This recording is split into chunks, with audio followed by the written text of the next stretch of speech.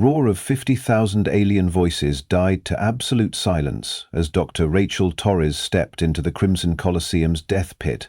Above her, tier upon tier of seats stretched into the artificial atmosphere, packed with beings from 17 different species who had paid astronomical sums to watch a human die in the most creative way possible. The betting pools had been running for weeks. Would she last 30 seconds? Maybe a full minute if she got lucky. The house odds were 8-1 against her surviving the opening charge. Rachel adjusted her torn jumpsuit and looked around the arena floor. Scorched sand, scattered bones from previous combats, and walls too high to climb. Standard death pit architecture.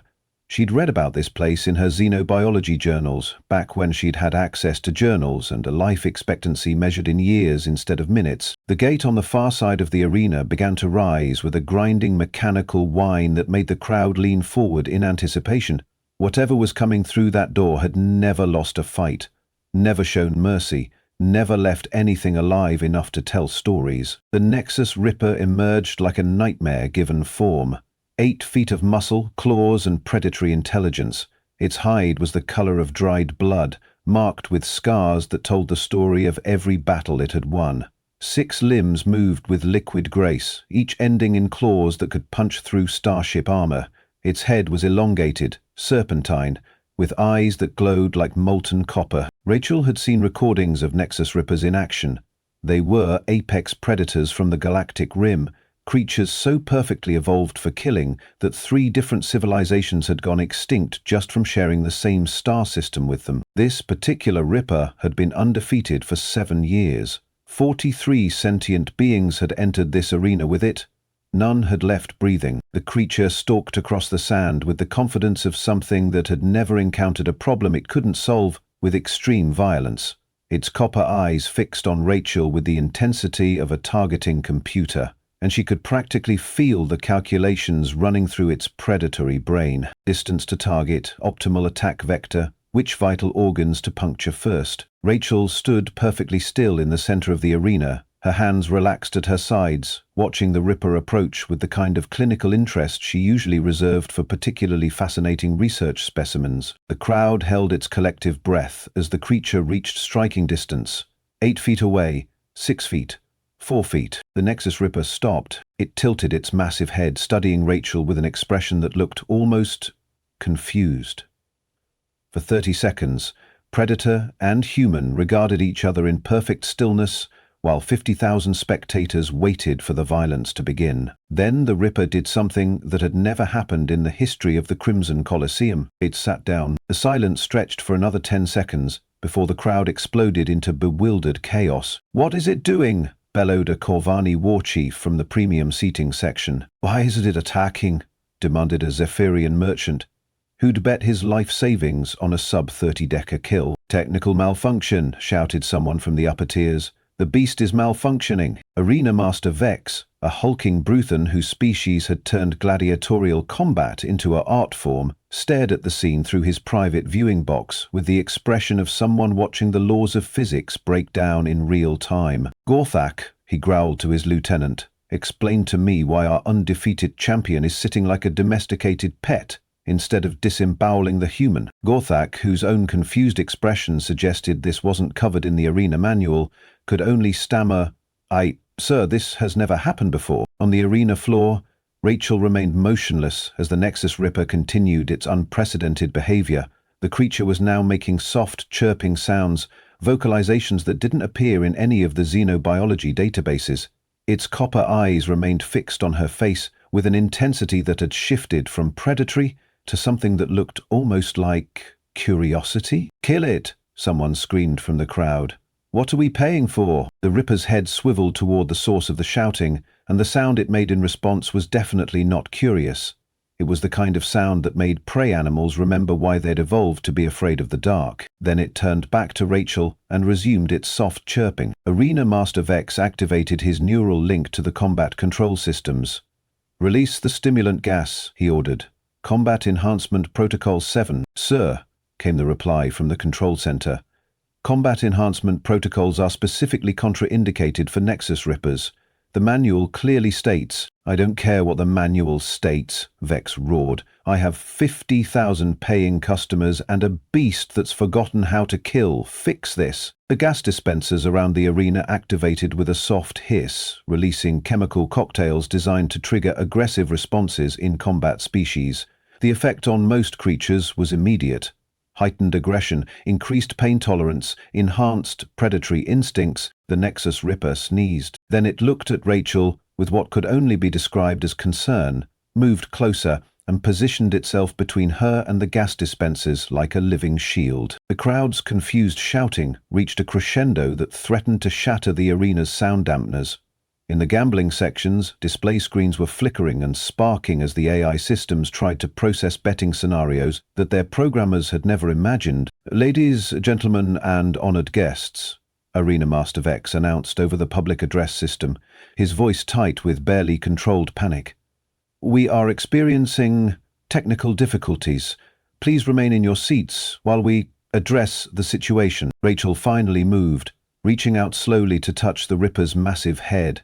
The creature leaned into the contact like a cat seeking affection, its copper eyes closing briefly in what looked unmistakably like contentment. The betting AI's emergency shutdown alarm began wailing throughout the facility. In the central gambling nexus beneath the arena, banks of quantum processors were overheating as they tried to calculate odds for an event that had no precedent in galactic history.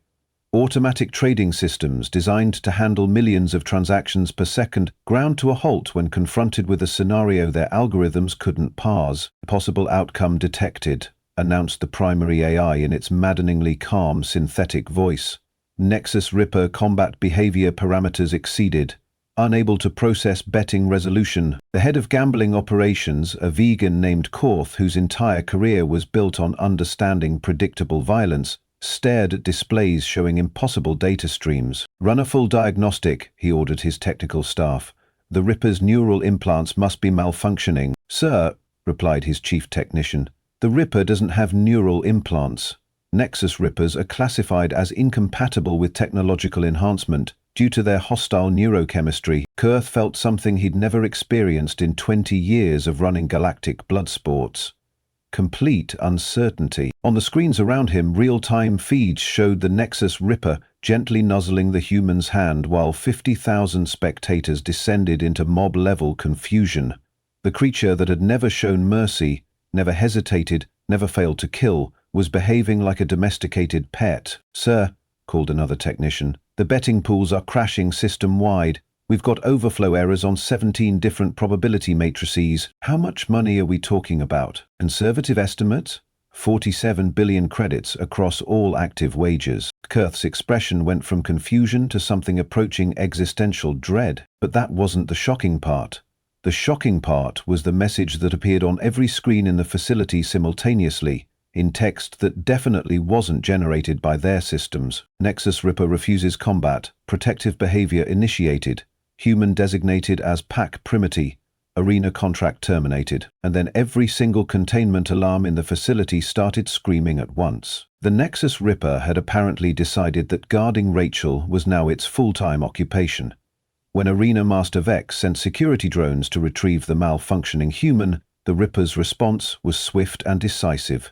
It destroyed 3 drones with casual swipes of its claws and took up a defensive position that made it clear any further attempts would be met with extreme prejudice. "Sir," reported Security Chief Zarnok over the comm, his voice tight with disbelief, "the Ripper is exhibiting pack protection behaviors. It's treating the human as a family member." Vex stared at the tactical display showing his most valuable gladiator literally standing guard over a condemned prisoner.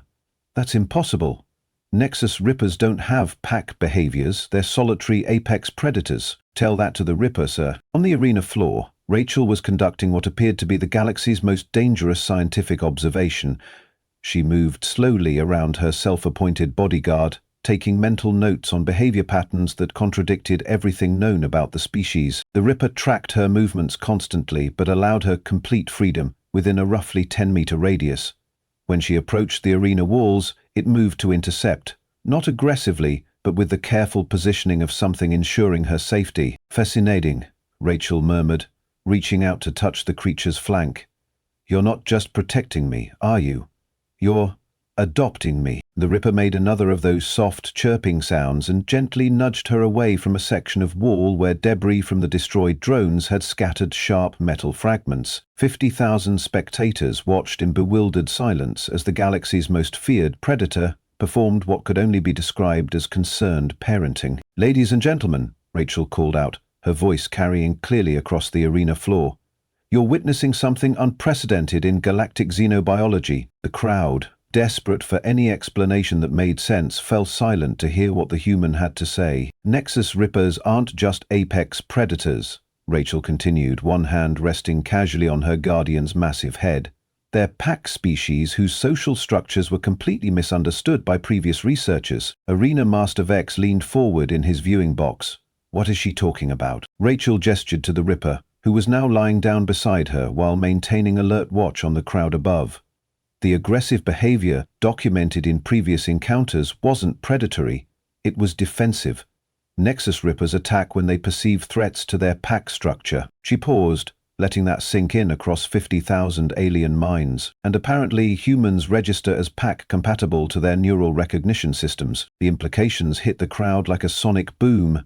If humans weren't prey to apex predators, if they were being recognized as family instead of food, then everything the galaxy thought it knew about human vulnerability was wrong, dead wrong. "My name is Dr. Rachel Torres," she announced, her voice now carrying the authority of someone who'd just rewritten galactic biology in real time. "I'm a xenobiologist specializing in predator psychology, and for the past 6 months, I've been testing what I call the human pack recognition hypothesis." Arena Master Vex felt his secondary heart skip a beat. "She's a scientist?" "According to my research," Rachel continued, "humans emit biochemical signatures that trigger pack bonding responses in apex predator species. We're not prey. We're being recognized as alpha pack members by creatures whose social hierarchies are far more complex than anyone realized." She gestured toward the crowd. "I volunteered for arrest specifically to test this hypothesis under controlled conditions. The Crimson Colosseum provided the perfect laboratory." The silence that followed was broken only by the sound of Arena Master Vex's career imploding. "You see," Rachel said, scratching behind what she determined was the Ripper's equivalent of ears, "previous research was flawed because it studied isolated, traumatized individuals. But Nexus Rippers are highly social creatures. They need pack structure to maintain psychological stability." The Ripper made a sound that was definitely agreement. "This particular individual has been kept in solitary confinement for 7 years, Rachel continued, her voice taking on an edge of anger. "No social contact, no pack bonding, forced to kill potential pack members for entertainment. He's been suffering from severe psychological trauma." She turned to look directly at Arena Master Vex's viewing box. "You've been torturing him." The Ripper's response to this statement was immediate and terrifying. It rose to its full height, fixing the arena management section with a stare that made it clear exactly what it thought about 7 years of forced isolation and psychological abuse. "But humans," Rachel said, placing a calming hand on the Ripper's flank, "apparently trigger rehabilitation responses in traumatized apex predators. We're not just pack-compatible, we're pack healers." She smiled up at the crowd with the expression of someone who'd just proven the most important theory of her career. "Congratulations," she called out cheerfully. "You've just witnessed the first successful human-Ripper pack bonding in galactic history. And according to my calculations, this behavioral pattern should be reproducible across approximately 47 other apex predator species." Arena Master Vex's third heart stopped entirely. "Which means," Rachel concluded, "that humanity just became the galaxy's most effective apex predator rehabilitation service." The Ripper purred, actually purred, and nuzzled Rachel's shoulder with the gentleness of something that had finally found what it had been missing for 7 years. "Oh," Rachel added casually, "and I should mention that I sent my research findings to the Galactic Science Council this morning, along with video evidence of everything that just happened here." She looked around the arena, with the satisfied expression of someone whose experiment had just exceeded her wildest expectations. "I estimate you have about 6 hours before every xenobiology team in the galaxy arrives to study him. And me, and the rather significant legal implications of what constitutes abuse of sentient pack-bonded species. The emergency alarms that had been wailing throughout the facility suddenly seemed much more appropriate to the situation. But that wasn't the shocking part. The shocking part was the deep, resonant sound that emerged from every holding cell beneath the arena, the sound of 43 other apex predators responding to the first pack call they'd heard in years. And then, the real chaos began. Arena Master Vex made what would later be recognized as the worst tactical decision in gladiatorial history. "Send in the retrieval team," he ordered through gritted teeth. "Full combat gear, tranquilizer protocols.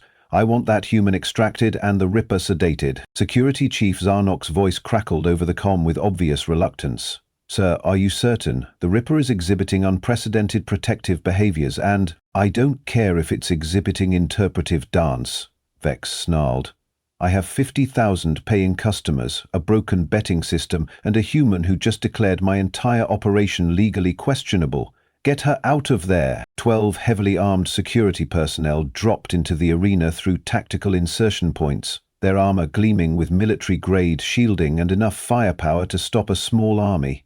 They moved in perfect formation, weapons trained on the Ripper, while deployment nets and stun projectors targeted Rachel. The Nexus Ripper's response was immediate and educational. The first security officer to fire a tranquilizer dart found himself airborne approximately 0.3 seconds later, his trajectory ending somewhere in the mid-tier seating section, where a family of Corvan merchants caught him with the reflexive politeness of beings who'd attended too many sporting events. The second officer managed to deploy a restraint net before discovering that Nexus Ripper claws could slice through military-grade polymers the way normal beings cut through tissue paper. Officers 3 through 8 made a coordinated rush that might have worked against a normal predator. Unfortunately, they were dealing with something that had just remembered what it felt like to have something worth protecting. The Ripper moved like liquid lightning, disarming and disabling with surgical precision. Not killing. That was the part that made Arena Master Vex's situation go from bad to existentially terrifying. The creature was using exactly enough force to neutralize threats without causing permanent damage. It was showing restraint, strategy, the kind of intelligent, tactical thinking that suggested a mind far more complex than anyone had imagined. Within 90 seconds, 12 security officers were scattered around the arena in various states of unconsciousness and embarrassment. Their equipment lay in precisely arranged piles that suggested the Ripper had sorted it by threat level. Rachel stood in the center of it all, completely unharmed, taking notes on her guardian's combat efficiency with the detached fascination of a researcher whose hypothesis was being validated in the most dramatic way possible. "Remarkable tactical intelligence," she murmured, watching the Ripper methodically ensure each disabled officer was breathing normally. "Complex problem-solving, measured force application, post-conflict care behaviors. You're not just pack-bonded, are you? You're genuinely intelligent." The Ripper's copper eyes met hers, and for a moment the arena felt like the most intimate laboratory in the galaxy. "Sir," Security Chief Zarnok's voice came over the comm with the tone of someone updating his resume, "the retrieval team has been neutralized." Arena Master Vex stared at the tactical display showing his security force arranged in neat, unconscious piles, while a human scientist conducted impromptu behavioral studies on his most valuable asset. "Define neutralized. They're alive, sir. All of them. The Ripper could have killed them easily, but it chose not to." That was when Vex realized he was dealing with something much worse than a malfunctioning predator. He was dealing with a malfunctioning predator that could think. The sound that had been echoing from the holding cells beneath the arena was growing louder. What had started as isolated roars and calls was becoming something else. A coordinated vocalization that suggested communication between creatures that were supposed to be solitary. "Sir," came another voice over the comm, this one from the containment level supervisor. "We're reading behavioral anomalies in holding cells 7 through 23. What kind of anomalies?" "The prisoners are responding to the Ripper's vocalizations. And, sir, they're making similar sounds." Arena Master Vex felt his remaining heart develop arrhythmias. "Similar? How?" "Pack calls, sir. They're all making pack calls." On the arena floor, Rachel had noticed the change too. The Ripper beside her was no longer just protecting. It was communicating. The deep, resonant sounds it made were being answered from below, and each response made the creature more alert, more focused. "You're not alone," Rachel whispered, understanding flooding through her. "There are others here, other Rippers, other pack members." The creature's response was a sound that carried hope, relief, and something that could only be described as joy. "Aria," Rachel called out to the arena's AI system, "can you provide a count of apex predator species currently held in this facility?" The AI's response came after a pause that suggested intensive data processing. "Dr. Torres, current holding cells contain representatives from 17 different apex predator species. Total population, 43 individuals." Rachel's smile was the kind usually reserved for moments of scientific breakthrough. "And how many of those species have documented pack behaviors in their natural habitats?" Another pause. 16 of 17 species exhibit complex social structures when not isolated from conspecifics. The implications hit everyone in the arena simultaneously. 43 apex predators, separated from their social groups, traumatized by isolation, forced to fight for entertainment. And now hearing pack calls for the first time in years. The sound that rose from the holding cells was unlike anything in the galaxy's recorded history. It was the sound of family recognizing family across impossible distances.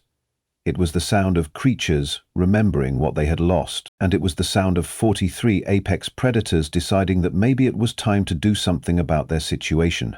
"Evacuation Protocol 7, Arena Master Vex announced over the facility-wide communication system, his voice carrying the barely controlled panic of someone watching his life's work collapse in real time.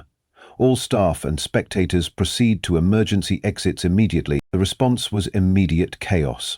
50,000 beings tried to leave through exits designed for orderly dispersal, creating bottlenecks that turned the evacuation into a slow-motion disaster. Meanwhile, on the holding level, containment cells were opening one by one, not through system malfunction or security breach, but because apex predators who'd never cooperated with anything were suddenly working together with the focused intensity of beings who'd found a common cause. "Sir," the containment supervisor reported, "the prisoners are using coordinated tactics to override cell locks. They're not escaping randomly. They're systematically releasing each other." "How is that possible?" "Unknown, sir. But they appear to be following the Ripper's leadership." Arena Master Vex looked at the tactical display, showing security forces retreating throughout the facility while containment breaches spread like a virus. In the main arena, Rachel was conducting what appeared to be a meet-and-greet session as the first liberated predators emerged to greet their pack leader and his newly adopted human. "Sir," came one final transmission from the containment level. "All holding cells are now open. Repeat, all apex predators are loose in the facility." Vex watched through security cameras as 43 of the galaxy's most dangerous creatures formed a protective circle around one human scientist who was taking notes like she was documenting the most fascinating research opportunity in galactic history. "And sir," the voice continued, "they're not attacking anyone, they're just guarding her." Arena Master Vex realized that, in 23 years of running gladiatorial games, he'd never faced his worst nightmare, a riot, where the monsters were the good guys. But that wasn't the shocking part. The shocking part was the transmission that came through on every frequency simultaneously, a message from Earth Fleet Command that made everything else seem like a minor administrative problem. "This is Admiral Kate Morrison of the UES Defiance. We've received Dr. Toros's research findings and are en route to provide extraction and humanitarian assistance. Estimated arrival, 4 hours. Any harm to Dr. Toros or her research subjects will be considered an act of war against humanity." And then every long-range sensor in the system started screaming warnings about massive ships dropping out of hyperspace. The betting parlor on Nexus Station had been running illegal fights for 3 decades, without a single major incident. Tonight, that perfect record died screaming. "What do you mean? It won't fight?" Crime boss Thax slammed his primary manipulator against the viewing booth's reinforced transparent steel, watching his prized Void Stalker, a creature that had torn through 17 previous opponents, gently grooming a human prisoner's hair. Below in the pit, the human was having what appeared to be a philosophical conversation with 8 feet of crystalline death beast. The Void Stalker was making soft, harmonious sounds that definitely weren't in any xenobiology textbook. "It started 6 months ago," his lieutenant reported miserably. "After that incident at the Crimson Colosseum went viral. Every fighting ring in the galaxy is reporting the same problem. Apex predators won't fight humans anymore. They adopt them instead. As if summoned by those words, every alarm in the facility started wailing. "Sir, we have a problem," Security Chief Morax reported. "The human triggered some kind of pack response. Every predator in our holding cells is trying to break out. They're working together." Through the facility's internal monitors, Thax watched scenes that defied everything he understood about running illegal blood sports. Creatures that should have been tearing each other apart were instead coordinating escape attempts with tactical precision. 67 predators, sir, representing 23 different species, all heading for the main arena. The smuggler's voice came through the speakers with casual confidence. "Hey, whoever's running this place, my name's Marcus Webb, and I think we need to talk." Through the viewing port, Thax watched apex predators filing into the arena in disciplined formation. They arranged themselves in a protective circle around Marcus, who was scratching what appeared to be a Void Stalker's equivalent of a belly. "Here's the thing," Marcus continued. "Dr. Torres published her research 6 months ago. Every human in the galaxy knows about the pack bonding effect now. We've been comparing notes, sharing strategies. Turns out, once you know how to trigger the pack response, it's remarkably consistent across species." On every monitor in the facility, Thax watched his billion-credit empire crumble as creatures worth more than most planets nuzzled a human who should have been dead 3 minutes ago. "So, here's my proposal," Marcus concluded. "You let me and my new friends walk out of here, and I don't mention this place in my report to the Galactic Ethics Commission. Deal?" The underground fighting industry had just discovered that humans weren't prey.